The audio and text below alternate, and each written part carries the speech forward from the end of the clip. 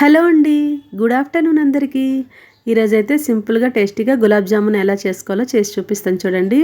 చాలా ఈజీగా చేసుకోవచ్చు, ఆల్మోస్ట్ అందరికీ తెలిసినవని. కాకపోతే కొన్ని చిన్న చిన్న టిప్స్ పాటిస్తే ఇంకా బాగా చేసుకోవచ్చు అనేది వీడియో చేస్తున్నాను. దీనికోసమైతే నేను ఒక ప్యాకెట్ వరకు అయితే ఇలాగా ఆశీర్వాద్ గులాబ్ జామున్ మిక్స్ అయితే తీసుకున్నానండి.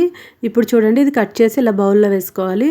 పాలతో అయితే దీన్ని కలుపుకోవాలండి. నీళ్ళతో కంటే పాలతో కలుపుకుంటేనే మీకు మరింత సాఫ్ట్గా వస్తాయి. నీళ్ళతో కలిపితే లోపల చిన్న చిన్న ఉండలు అయితే ఉండిపోతాయండి. కానీ పాలతో కలపడం వల్ల తర్వాత కూడా చాలా సాఫ్ట్గా ఉంటుంది. లోపలేమి అస్సలు ఉండలు కాకుండా అయితే ఉంటాయండి. అందుకనే పాలతో అయితే కలుపుకొని చూడండి.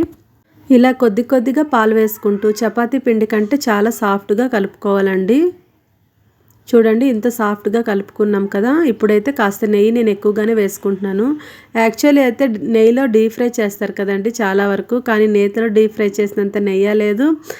అందుకని ఇలాగ కాస్త నెయ్యి ఎక్కువ వేసుకొని ఇలాగ మళ్ళీ ఒకసారి కలుపుకుంటే చాలా నెయ్యి స్మెల్ అయితే బాగా వస్తుందండి. మనం ఆయిల్లో ఫ్రై చేసినా కూడా నెయ్యి స్మెల్ అలానే ఉంటుంది అనమాట. అందుకని నేను ఇలా చేస్తూ ఉంటాను. ఇప్పుడైతే ఒక బాండి పెట్టుకొని అయితే 1 గ్లాస్ ఆఫ్ షుగర్ వేసుకుంటున్నాను.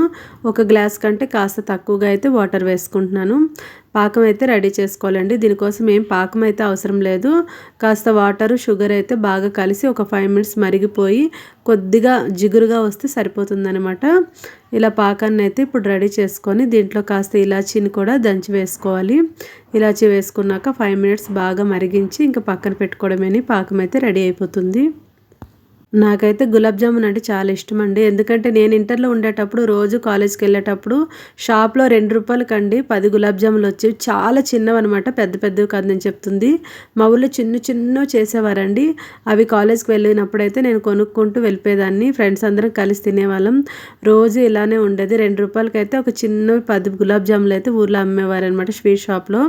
అందుకే నేను ఎప్పుడు చేసినా చాలా చిన్న సైజు చేస్తాను. ఇప్పుడు కూడా చాలా చిన్న సైజు చేశానండి.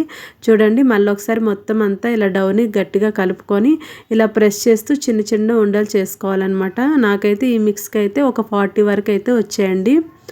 ఫైనల్ అయితే ఉండలన్నీ ఇలా రెడీ చేసుకొని పక్కన పెట్టుకోవాలి. ఇప్పుడు డీప్ ఫ్రై కోసం అయితే స్టవ్ వెలిగించుకొని కడాయి పెట్టుకొని ఆయిల్ వేసుకోండి. ఆయిల్ బాగా హీట్ అవ్వాలన్నమాట. కానీ ఉండలన్నీ ఫ్రై చేసేటప్పుడు మాత్రం స్లోలోనే ఫ్రై చేసుకోవాలి. ఆయిల్ హీట్ అయితే అయిందండి. ఇప్పుడు చూడండి, ఒక్కొక్కటిగా వేసుకోవాలి.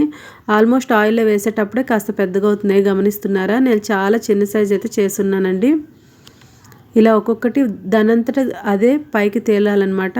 ఫస్ట్ గరిటె పెట్టి ఏం కలిపేయొద్దండి. వేసినాక ఒక 5 మినిట్స్ అలా వదిలేయాలి.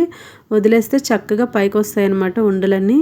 ఇప్పుడు నీట్గా అయితే బ్రౌన్ కలర్ వచ్చే వరకు కాస్త డీప్ ఫ్రై చేసుకోవాలి. చూడండి, ఆల్మోస్ట్ ఫ్రై అయ్యాయి కదా. ఇప్పుడు తీసైతే పాకంలో వేసుకున్నాను. నెక్స్ట్ అలాగే మిగిలిన ఉండలు కూడా అన్నీ అలాగే ఫ్రై చేసుకోవాలన్నమాట. ఆయిల్లో వేయగానే అసలు కలపకూడదు. ఒక 2 మినిట్స్ కానీ వదిలేస్తే అవన్నీ చక్కగా పైకి వస్తాయి ఆయిల్లో ఫ్రై అయ్యి.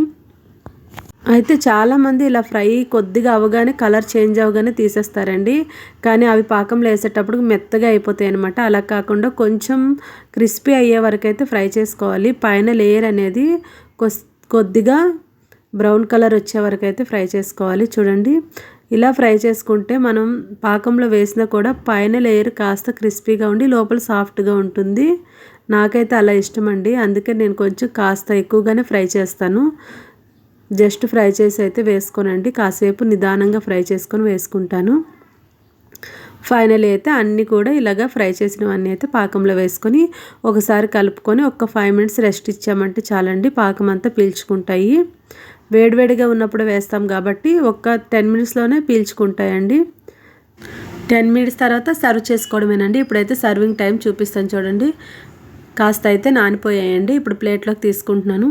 ఇలా చిన్నగా చేసుకోవడం వల్ల పాకం బాగా పీల్చుకుంటాయి. ఒకసారిగా ఒకటి నోట్లో వేసుకోవచ్చు అనమాట. నాకు ఇలా చాలా ఇష్టము. ఐ హోప్ ఈ వీడియో మీకు నచ్చింది అనుకుంటున్నాను. ప్లీజ్ మీకు కనుక వీడియో నచ్చితే లైక్ చేయండి, షేర్ చేయండి, సబ్స్క్రైబ్ చేసుకోండి. Thank you for watching. Bye అండి.